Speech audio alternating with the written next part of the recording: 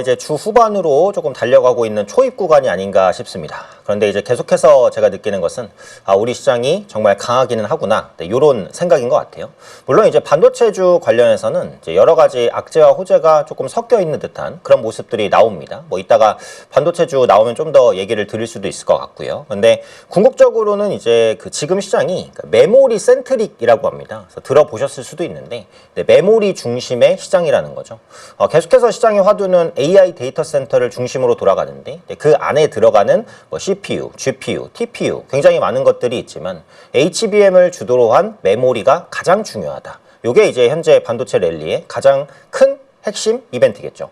지수를 얘기할 때는 반도체를 빼놓고 얘기할 수는 없습니다. 삼성전자와 SK하이닉스가 언젠가는 이제 조정다운 조정을 보이겠지만 그때는 지수가 같이 흔들릴 수는 있는 거겠죠. 결국 지수에 대한 전망에 반도체는 항상 빼놓을 수 없는 섹터기는 한 것 같아요. 그래서 개인 투자분들께서도 공부를 하실 때 또 반도체를 가장 눈여겨서 공부하셔야 되지 않을까, 이런 생각도 듭니다. 자, 금일 마감 시황부터 보겠습니다. 사흘 연속 사상 최고치, 대단합니다. 3거래일 연속입니다. 언제까지 이제 이어질까? 7천을 돌파할 수 있을까? 관심이 또 귀추가 주목되는데 결국 앞서 말씀드린 대로 반도체예요. 반도체가 더 올라가면 돌파할 것이고 조정을 받으면 같이 조정을 받겠죠. 의미 있는 이슈 요게 있었습니다. UAE가 59년 만에 오펙을 탈퇴했습니다. 우리 입장에서는 일단 긍정적인 측면이 조금 더 크죠. 오펙을 탈퇴했다는 건 결국 뭐죠? 원유를 더 많이 생산하고 더 많이 팔고 싶다라는 의지의 표현입니다. 이건 좀 중요한 이슈인 것 같아서 제가 이따가 표로 한번 보여드릴 텐데 그때 자세히 한번 설명을 드릴게요. 오늘 화학주가 강세를 보인 것도 이것과도 어느 정도 연관이 있는 것 같아요. 우리는 어쨌든 원유를 100% 수입하잖아요. 우리나라에서는 원유가 나지 않으니까. 예전에 대왕고래 프로젝트 때문에 조금 기대감을 가졌었지만 지금은 그게 조금 이제 무산 가까이 된 그런 상황이기 때문에 결국은 수입을 해야 되는데 UAE가 원유를 많이 팔겠다라고 한다면 국내에 떨어지는 물량도 가격 안정도 조금 더 도움은 되겠죠. 그래서 긍정적인 이슈가 될 수 있을 것 같고, 또 삼성전자 이슈가 하나 있었습니다. 노조 위법쟁이 금지 가처분 신청, 이게 받아들여질지 어쩔지는 조금 더 봐야 될 것 같아요. 그래서 다음 달 초 정도에 결론이 날 것 같은데 지금 삼성전자 노조가 이제 대대적인 파업을 예고하고 있는 그런 상황이기 때문에 위법쟁이 금지 가처분 신청이 법원에서 어떻게 받아들여지는지. 근데 오늘 삼성전자 보시면 또 괜찮기는 했거든요. 그래서 이 부분이 받아들여지지 않을까라고 시장이 약간 기대하는 게 아닌가, 그런 생각은 듭니다. 어쨌든 중요한 이슈인 것 같아서 앞으로 계속해서 추적해 보도록 하겠습니다. 또 이슈, 메디슨 황이 두산 로보틱스를 방문했습니다. 그래서 기술 협력 관련해서 논의를 했다. 소프트웨어 기술도 논의했다. 이렇게 나오는데 그 메디슨 황은 젠슨 황의 딸입니다. 그래서 메디슨 황의 움직임도 굉장히 중요하게 보셔야 되겠죠. 차기의 엔비디아를 이끌어가는데 또 중심 역할을 할 인물이다라고 생각을 합니다. 앞으로도 이렇게 해외 빅테크 그리고 국내 하드웨어 기업 간의 이제 결합이라든지 협업 논의는 계속 있을 것 같아요. 그 중심에는 로봇이 있습니다. 그래서 로봇 관련주들은 꾸준히 체크를 해보실 필요가 있겠다, 이런 생각은 듭니다.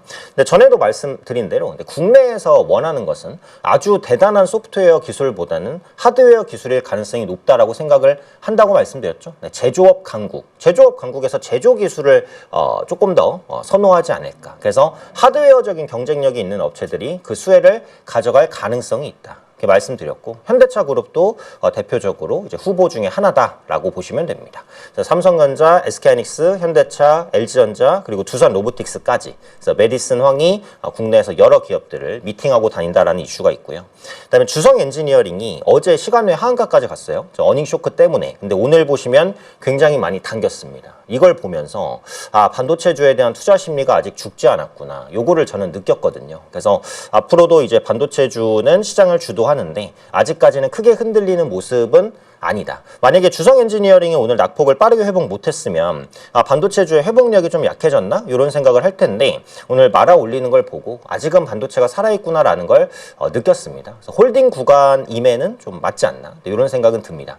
물론 이제 주성 엔지니어링을 신규로 산다고 하면은 저는 이제 크게 권해드리고 싶진 않아요. 일단 변동성이 좀 커졌으니까. 근데 요 종목을 뭐 차치하더라도 지금 반도체 관련주 자체는 이제 보유하고 가는 게 맞다, 이렇게 생각은 듭니다. 특징 섹터 보면 정유주, 굉장히 불을 뿜었습니다. 제가 이 시간을 통해서 정유주의 1분기 실적이 어마어마할 것이다. 그 부분을 한번 말씀드린 적이 있는데 그 부분이 좀 부각이 되지 않았나 싶어요. 그래서 S-오일, SK이노베이션, GS 다 올라갔는데 이 SK이노베이션은 2차전지 관련주이자 정유주입니다. 그죠? 근데 아직까지도 많은 매출 비중이 정유주에서 나오기 때문에 기본적으로는 정유주로 묶을 수 있어요.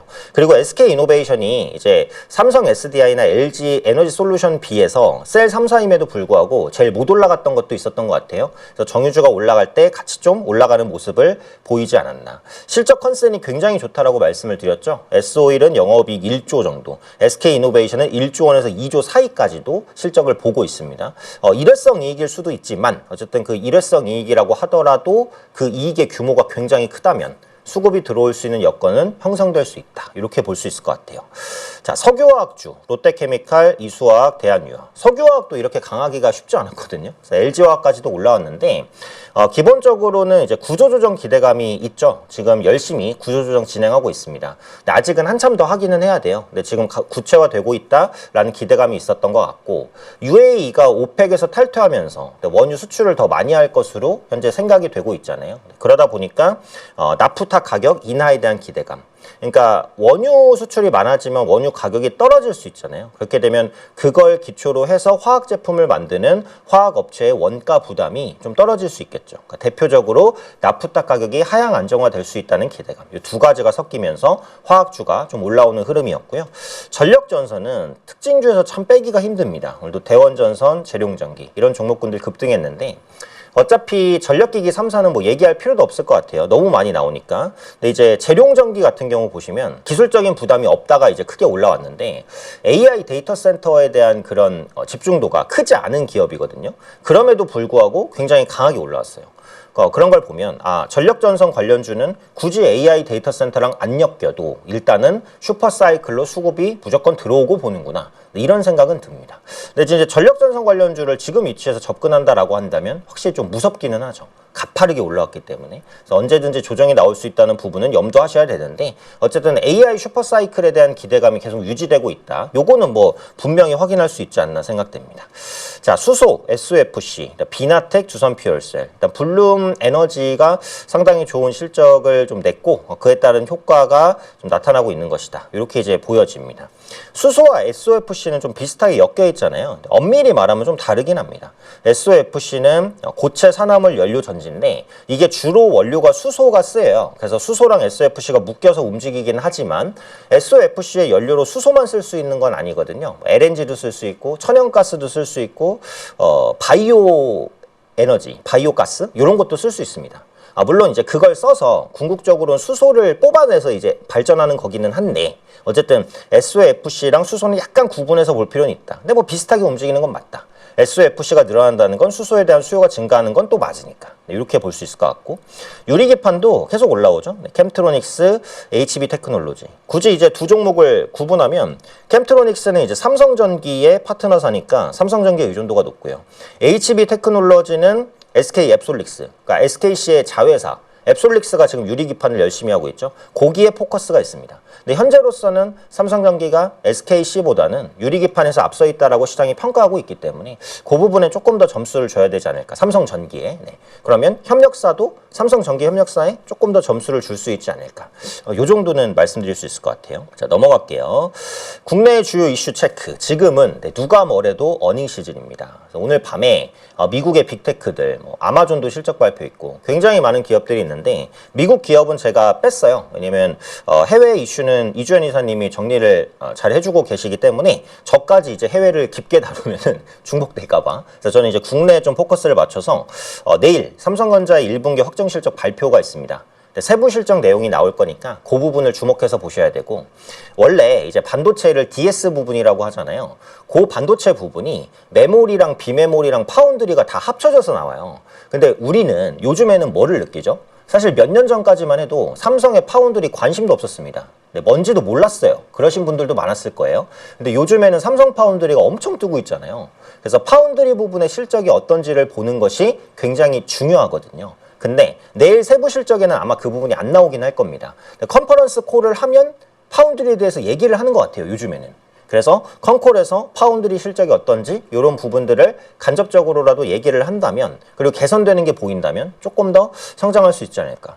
SK하이닉스 실적보다 삼성전자 실적이 세부적으로 봐야 될 부분이 훨씬 더 많죠. 당연히. 네, 삼성전자는 IDM, 종합 반도체 기업으로서 웬만한 것들을 다 합니다. 가전도 하고, 뭐 휴대폰도 만들고, 비메모리 만들고, 메모리 당연히 하고, 뭐 파운드리도 하고, 안 하는 게 없어요. 그죠? 로봇 사업까지도 하고, 하이닉스보다 훨씬 더 복잡한 구조이기 때문에 이 복잡한 구조 하나하나를 뜯어서 개선되는지 아닌지 요걸 보실 필요가 있는데, 최근에 삼성전자는 이제 비메모리나 파운드리가 같이 개선된다라는 기대감이 크게 작용하면서 올랐기는 했으니까. 확정 실적 발표 내용도 중요하지만 컨퍼런스 콜에서 이제 어떤 내용들을 구체적으로 얘기하는지, 뭐 이런 부분이라든지, 아니면 컨콜이 아니더라도 파운드리 관련된 중요한 얘기들, 언제 흑자 전환이 되겠다, 이런 얘기들이 나오면 또 주가에 영향을 미칠 수 있거든요. 그래서 일단은 확정 실적 발표 주목해 보시고요.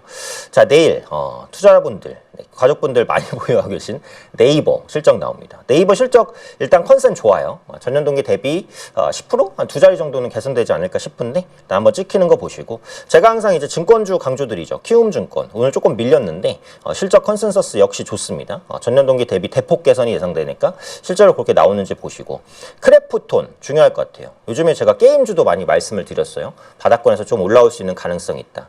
특히 크래프톤은 이제 방산주로도 살짝 분류되려는 그런 모습이 있습니다. 방산 관련된 기술들, AI 기술들 좀 제공할 수 있을 것 같아서 아직은 뭐 완전 방산주다 이렇게 시장이 보진 않는 것 같은데 묶일 가능성은 있거든요. 그래서 크래프톤도 실적 발표를 한번 주목해보자. 3사 모두 실적 전망치는 뭐 전체적으로 괜찮은 편이다, 이렇게 볼 수 있겠고요.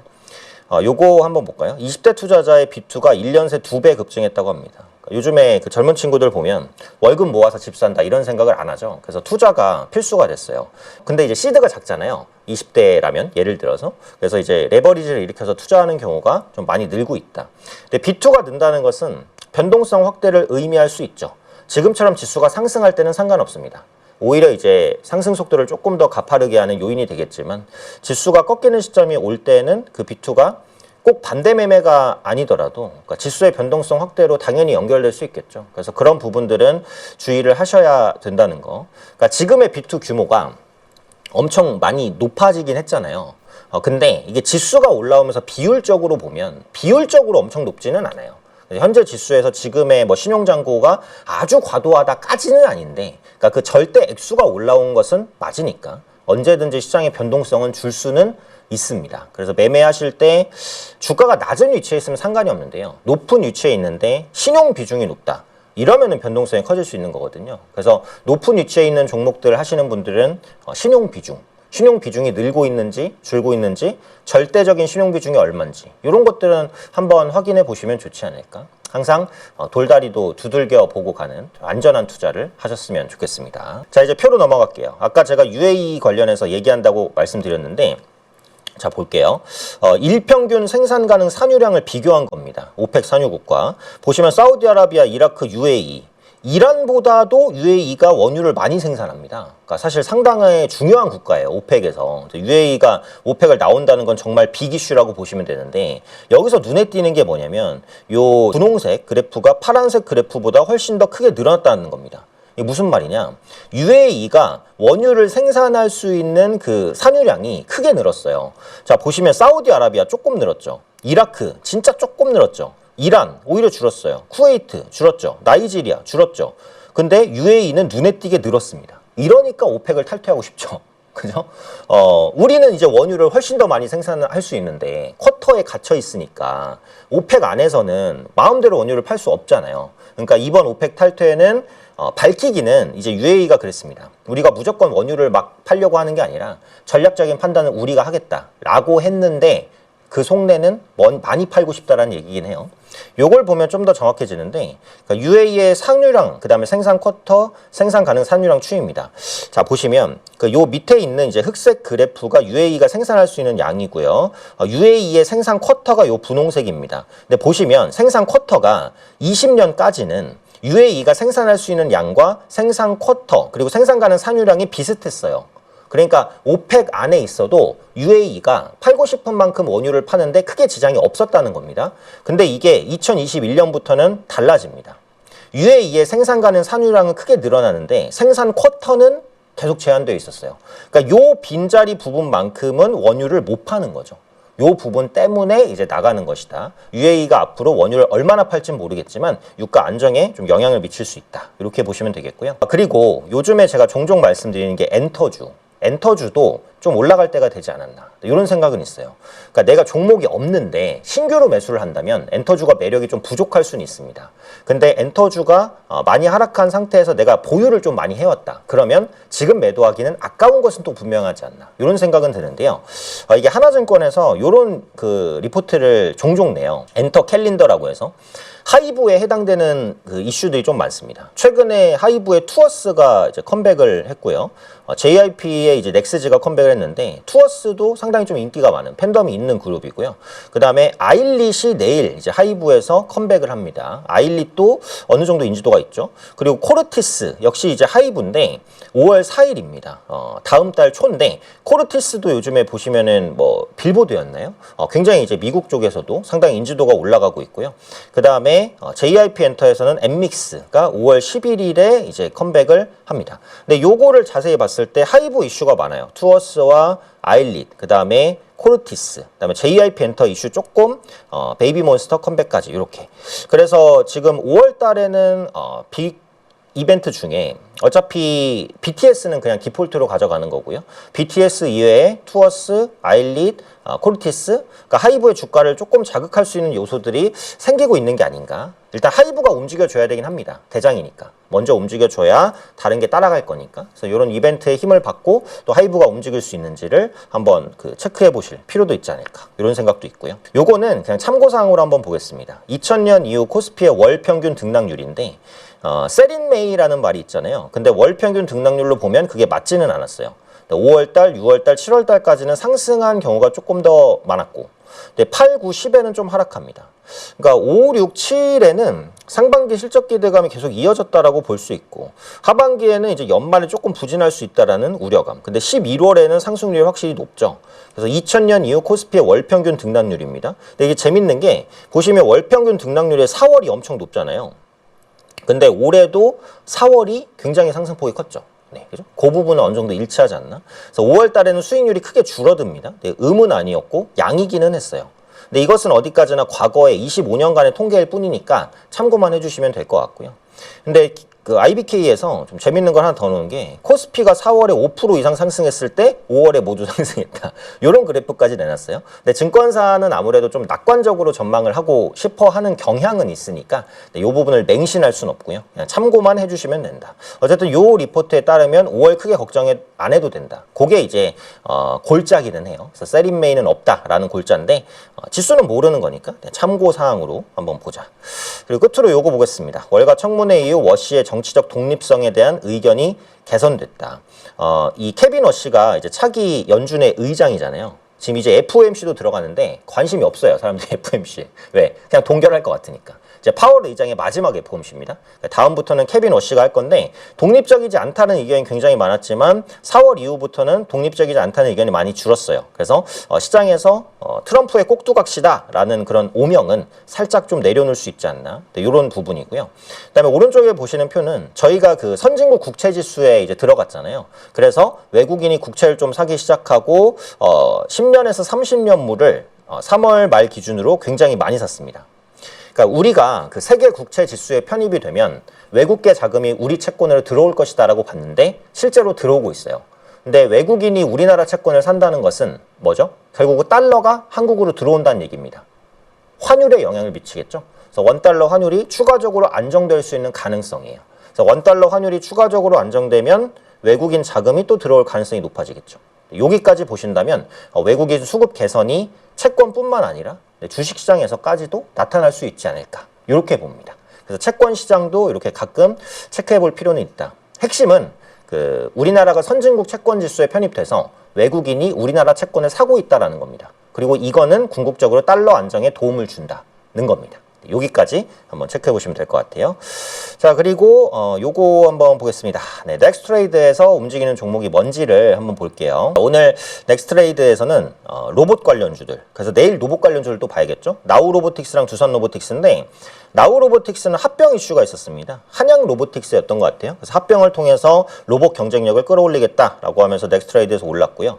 두산 로보틱스는 앞서 제가 말씀드렸던 메이슨 황이 두산 로보틱스를 방문했죠. 그래서 엔비디아와 두산 로보틱스 간의 뭔가의 협업 기대감, 이런 게 이제 로봇 관련주를 좀 끌어올렸습니다. 그래서 내일 로봇 관련주가 좀 좋을 것으로 현재 예상이 되고요. 재룡전기, 아까 잠깐 말씀드렸죠. AI 데이터 센터에 대한 집중도가 높지 않음에도 불구하고 올라갔다. 그래서 지금 전력 전선 관련주가 계속해서 강세를 보인다. 내일도 조금 올라갈 수 있지 않을까 싶고, 하이브가 2.7% 올라가잖아요. 이것도 의미 있어요. 제가 볼 때는 앞서 말씀드린 대로 다양한 아티스트들의 컴백이 5월 달에 줄줄이 이어집니다. 그래서 엔터주가 일단 좀 고개를 들려면 하이브가 대장주니까 먼저 좀 올라와 줘야 되거든요. 그래서 올라올 수 있을지를 한번 보고, 스튜디오 드래곤도 일단 고개를 좀 듭니다. 그래서 이것도 되게 오랫동안 부진했었잖아요. CJ, CGV, 스튜디오 드래곤, CJ, ENM 이런 종목군들 올라갈 수 있을지 한번 좀 눈여겨보시죠. 왜냐면 이제 국내 그 컨텐츠에 대한 넷플릭스나 이런 중국인들의 관심이 높잖아요. 그래서 이런 부분들이 조금 더 좀 부각될 가능성도 있지 않을까, 이런 생각입니다. 그래서 정리를 하면 내일은 이제 로봇주, 그 다음에 엔터주, 네, 이런 쪽들에 조금 수급이 들어올 가능성이 넥스트레이드에서 보인다. 그래서 요거를 감안하시고 또 내일 전략까지 짜시면 좋을 것 같습니다.